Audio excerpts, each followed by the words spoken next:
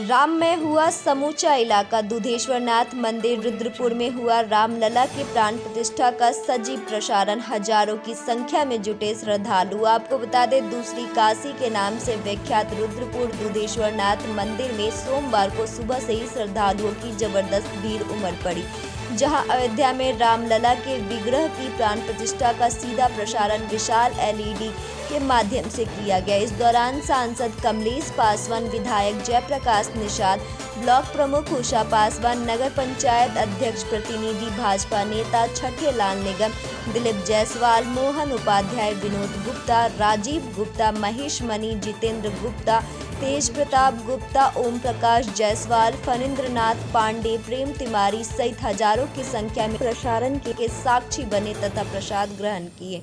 अयोध्या में श्री रामलला के अचल विग्रह के प्राण प्रतिष्ठा समारोह को मद्देनजर रुद्रपुर के सभी छोटे बड़े मंदिरों, सरकारी दफ्तरों और सार्वजनिक स्थलों पर विधिवत साफ सफाई किया गया था।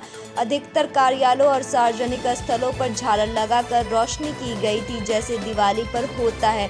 सिमरौना चौराहा, रिवर फ्रंट, पक्का घाट, जमनी चौराहा, इमामबाड़ा चौराहा, खजुआ चौराहा, बस स्टेशन से तहसील रोड जगमग हो गए थे।